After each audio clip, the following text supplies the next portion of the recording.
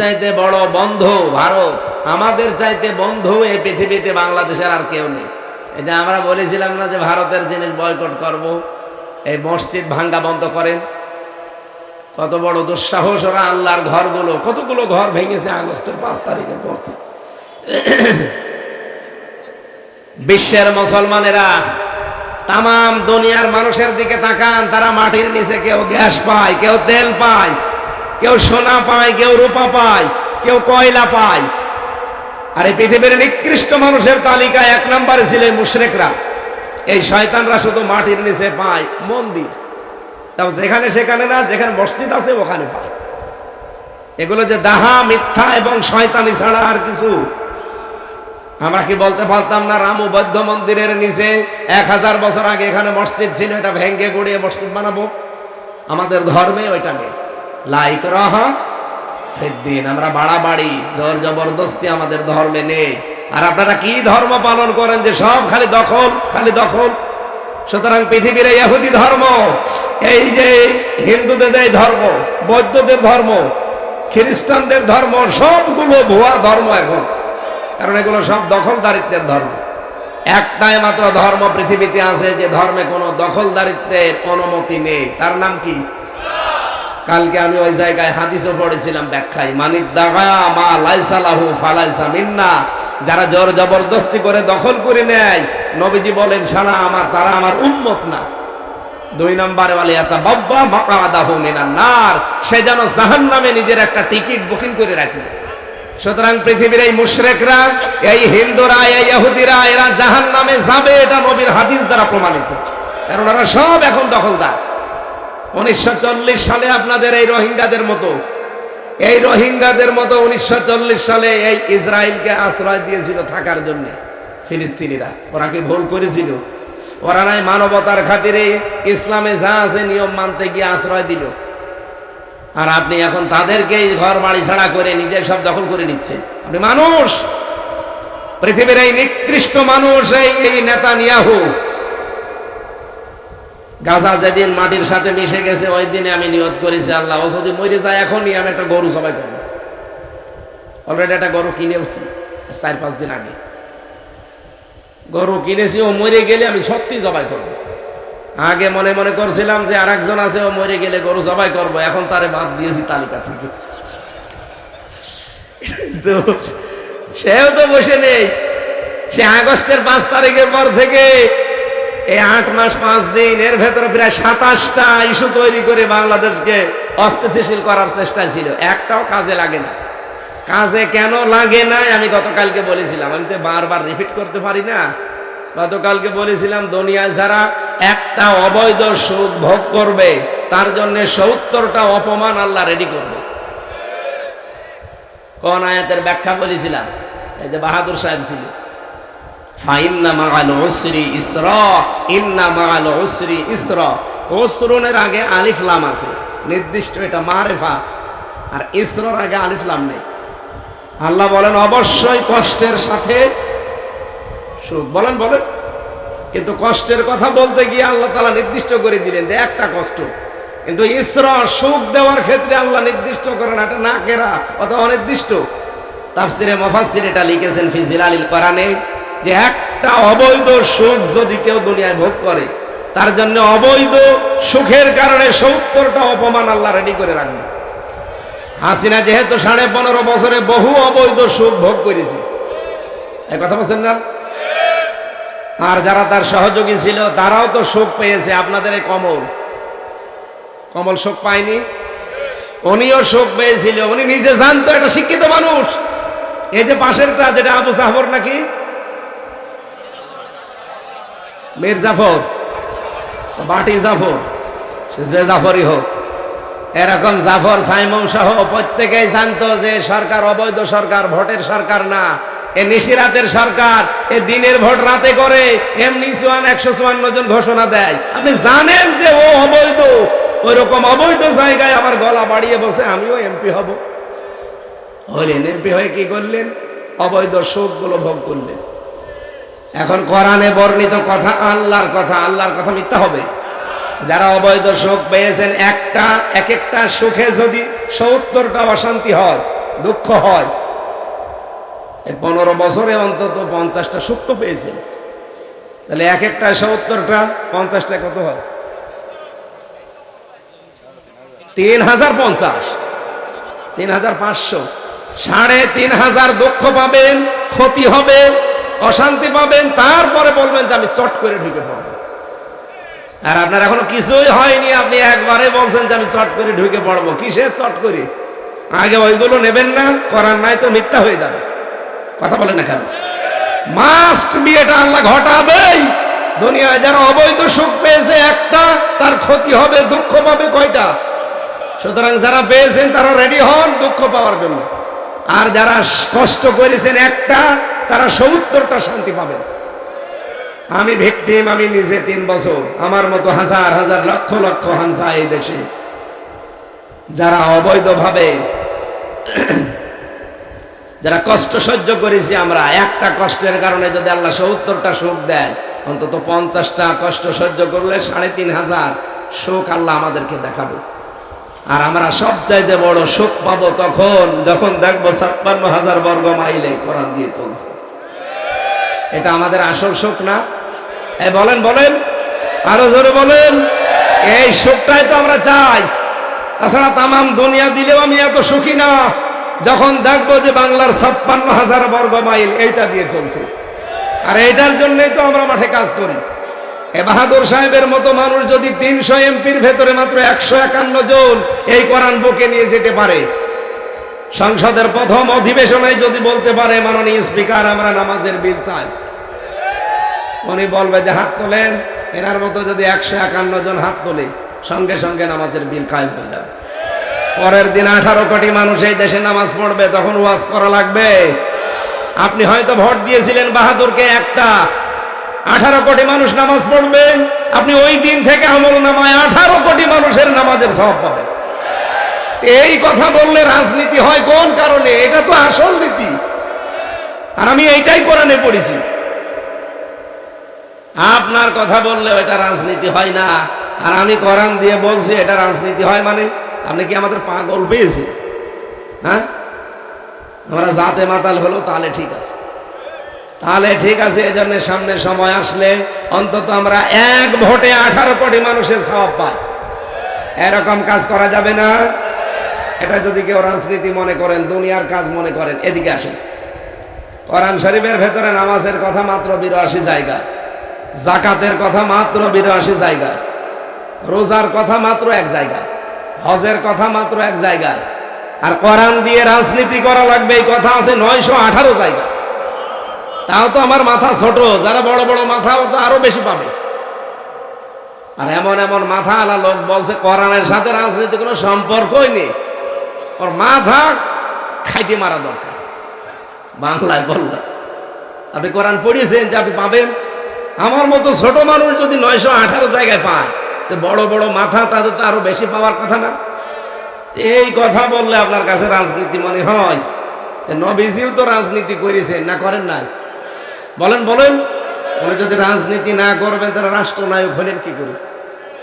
এই সহজ কথাগুলো বোঝে না। বোঝে ঠিক ওই আবু জেহেলের মতো, বোঝার পরও না বোঝার ভান করে আছে। কারণ ও জানে যে আমি যা, মানুষ তো জানে। একজনের কথা শুনলাম কালকে, তার বাবা নাকি স্কুলের কেরানি ছিল, আর সে এখন একটা ব্যাংকের মালিক। চিন্তা করতে পারেন যে একটা কিরানির ছেলে যদি ব্যাংকের মালিক হওয়া লাগে, কত হাজার কোটি টাকা তার আছে, আপনি চিন্তা করতে পারেন? এটা যদি ইসলামপন্থী কেউ করতো, দুনিয়া উলট পালট করে ফেলতো। আল্লাহর ওলি খুঁজে পান না আপনারা। বুজুর্গ বান্দা কারা, মহান বান্দা কারা, মানুষ খুঁজে পায় না। মাওলানা মতিউর রহমান নিজামী রহমতুল্লাহ আলাইহি, উনি ওনার দায়িত্ব যেদিন পেয়েছেন মন্ত্রণালয়ে, মন্ত্রীর দায়িত্ব পালন করে 36 টাকা বেঁচেছিল, ওইটা রাষ্ট্রের কোষাগারে জমা দিয়েছে। বাংলাদেশের ইতিহাসে আর কে পেরেছে আপনি দেখান? আপনি তো 620টা বাড়িয়ে বানিয়ে ফেললেন। আরে সালমান এফ রহমানের মতো দরবেশ 36,000 কোটি টাকা চুরি করেছে। ইসলামের আইন থাকলে ওর হাত থাকতো? ওর হাত না, ওর কিছু থাকতো না। ওর যা আছে শরীরে সব কেটে ফেলত। ওর মাথা থেকে চুল থেকে পায়ের স্যান্ডেল পর্যন্ত সব সাদা।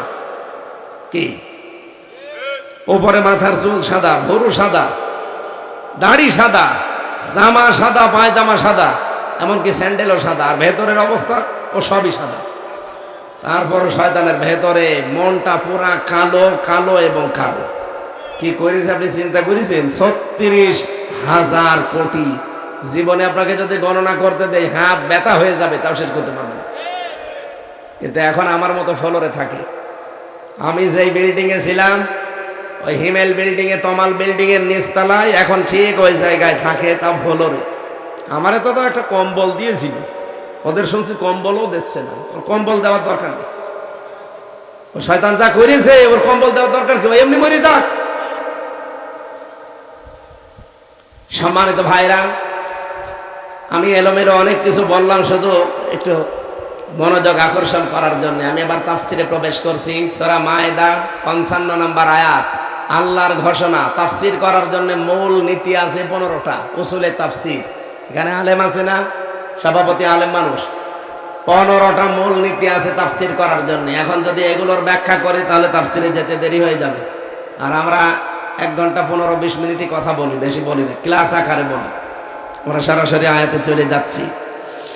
আল্লাহ রাব্বুল আলামিন বলেন, ইন্নামা, অবশ্যই। শোনেন, এখানে অন্তত এই পয়েন্টটা বলা দরকার। ইন্নার পরে যদি মা আসে পুরা কোরআনে হাদিসে যে কোনো জায়গায়, তাহলে বুঝবেন বাংলা অর্থ হচ্ছে কেবলমাত্র, শুধুমাত্র, একমাত্র। বোঝা গেছে? যেখানেই দেখবেন কোরআনে এমন আল্লাহ শব্দ দিয়েছেন, একটা বুঝলে আপনি 50টা বুঝে ফেলবেন। ওই যে কুল ইন্নামা আনা বাশারুম মিসলুকুম, ইন্না মা আছে না? এই মা ইন্নার সাথে যোগ হলেই বাংলা অর্থ কি দাঁড়ায়? কেবলমাত্র। হে নবী, আপনি বলেন যে আমি শুধুমাত্র, কেবলমাত্র, একমাত্র তোমাদের মতো মানুষ। পার্থক্য ইউহা ইলাইয়া, আমার কাছে ওহী আসে, তোমাদের কাছে আসে না, এটা পার্থক্য। বাকি আরো যে পার্থক্য আছে এই আয়াতে নেই। তাহলে এখান থেকেও আল্লাহ ওইটা জানিয়ে দিয়েছেন, ইন্নামা, একমাত্র, কেবলমাত্র, শুধুমাত্র, ওয়ালিয়ুকুমুল্লাহু ওয়া রাসূলুহু, তোমাদের অলি, তোমাদের বন্ধু, তোমাদের অভিভাবক, তোমাদের গাইডলাইন দাতা। এখানে যেহেতু একটা শব্দ আমরা পেয়েছি, অলি, কি পেয়েছি? আরো জোরে বলেন। অলিয়্য কা যদি আল্লাহ দিতেন, তাহলে হয়তো শুধু নবীজি একা এ আয়াতের মুখাতেব হতেন, কিন্তু আল্লাহ কম দিয়েছেন। কম মানে এটা জমির, এটা বহু বচন, পৃথিবীর সব মানুষকে আল্লাহ উদ্দেশ্য করে জানিয়েছেন, ইন্নামা ওয়ালিয়ুকুমুল্লাহু ওয়া রাসূলুহু, একমাত্র তোমাদের বন্ধু, তোমাদের অভিভাবক, তোমাদের গাইডলাইন দাতা এই পৃথিবীতে আছে একমাত্র তোমাদের জন্য আমি আল্লাহ। কে? আরো জোরে বলেন।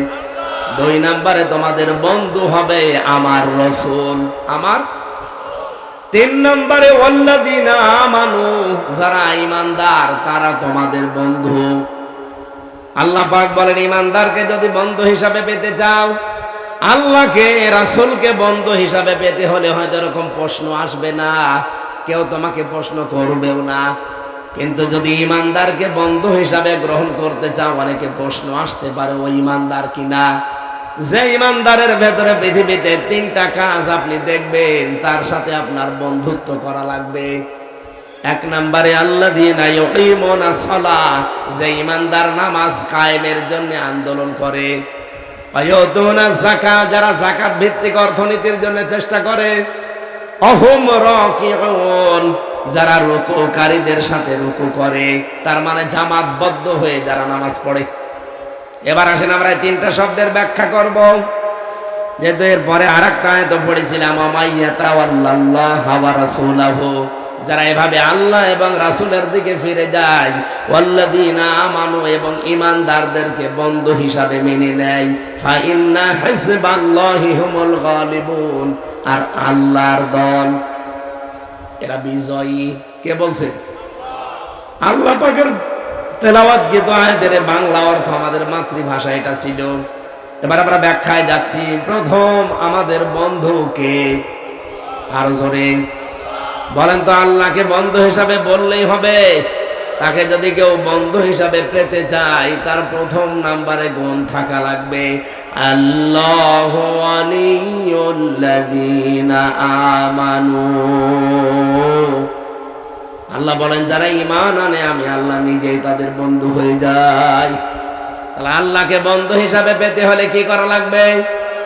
এই পৃথিবীতে 850 কোটি মানুষ, এখন মাত্র 210 কোটি মুসলিম, এরা আল্লাহর বন্ধু। বাকি যা আছে সব আল্লাহর শত্রু। বলেন বলেন।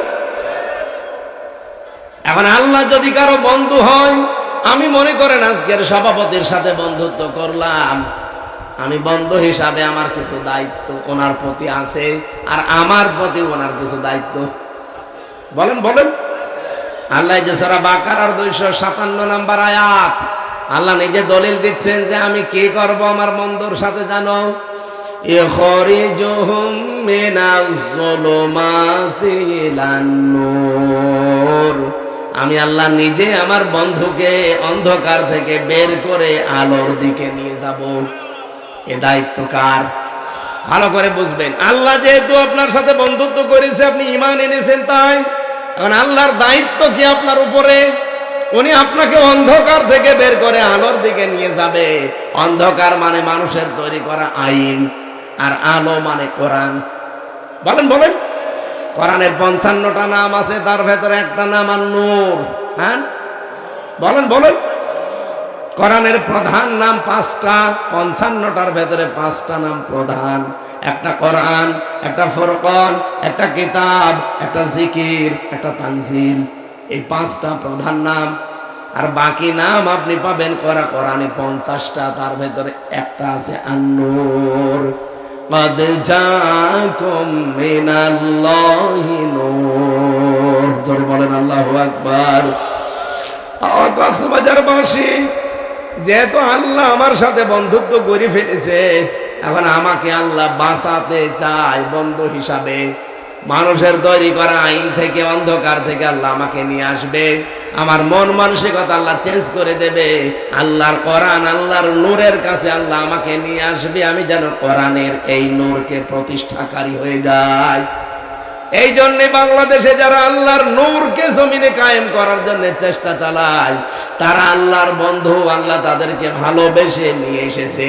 তারাও মানুষের তৈরি করা আইন প্রতিষ্ঠার কাজে ছিল, কিন্তু যখনই তারা ঈমানের দাবিতে সত্যবাদী হয়েছে। ঈমানের দাবিতে সত্যবাদী কারা? এই পৃথিবীতে যারা ঈমান আনার আগে তাগুত ছেড়ে দেয় তারা। আমি একজনের নাম ওপেন ভাবে বলতে পারি, শহীদ আব্দুল কাদের মোল্লা রহমতুল্লাহ আলাইহি। আল্লাহর এই বান্দা কমিউনিস্ট পার্টি করত। কথা বলছেন না? কমিউনিস্ট আন্দোলন করলো ঢাকা বিশ্ববিদ্যালয়ে, কিন্তু আল্লামা সাজ্জেদ আবুল আলা মওদুদী রহমতুল্লাহ আলাইহির একটা বই পড়ার পর মহান আল্লাহ তাকে চেঞ্জ করে দিয়েছেন। উনি এতদিন মানুষের তৈরি করা আইন প্রতিষ্ঠার আন্দোলন করেছে, ওনাকে আল্লাহ পাল্টিয়ে দিয়েছে। এখন যেহেতু উনি ঈমান এনেছে তাগুতকে ছেড়ে দিয়ে, যে আমি ঈমান আনছি তাগুত ছেড়ে দিয়ে, আল্লাহ যেহেতু তার বন্ধু হয়ে গেছে, এ কারণে এখন মানুষের তৈরি করা আইন বাদ দিয়ে আল্লাহর তৈরি করা কোরআনের আইন কায়েমের উনি সারা জীবন আন্দোলন করেছে। এর চাইতে খোলামেলা আর কি বলা যায়? এরপরও আপনি বোঝেন না? যখনই দেখবেন যে আমি মানুষের তৈরি করা আইন প্রতিষ্ঠার কাজে আছি, আপনি বুঝবেন এখনো আপনার ঈমান আনা হয়নি, আপনি আল্লাহর বন্ধু এখনো হতে পারেননি। কারণ আল্লাহ যদি আপনার বন্ধু হয়, আল্লাহ তো কিছু করবে। কি করবে? আপনাকে মানুষের তৈরি করা অন্ধকার থেকে বের করে আলোর দিকে নিয়ে আসবে। এই বাংলাদেশে বহু মানুষকে আল্লাহ নিয়ে, আমাদের আমিরে জামাত ডক্টর শফিকুর রহমান হাফিজাহুল্লাহ, উনিও ছাত্রলীগ করতেন, জাসদ ছাত্রলীগ। আল্লাহ পাক তাকে ওই জায়গা থেকে ফেরত নিয়ে এসে এখন দিন কায়েমে, কোরআন কায়েমের জন্য নেতা বানিয়ে দিয়েছে। আপনি একটা কথা ভুল প্রমাণ করেন যে না এগুলো ঠিক না, বলেন। আপনিও যখন দেখবেন যে আপনি ঈমান এনেছেন, কিন্তু আল্লাহর আইন প্রতিষ্ঠার কাজ আপনাকে দিয়ে হচ্ছে না, মানুষের তৈরি করা আইনগুলো কায়েমের কাজ আপনি করছেন, আপনি বুঝবেন আপনি ঈমানের দাবিতে মিথ্যাবাদী।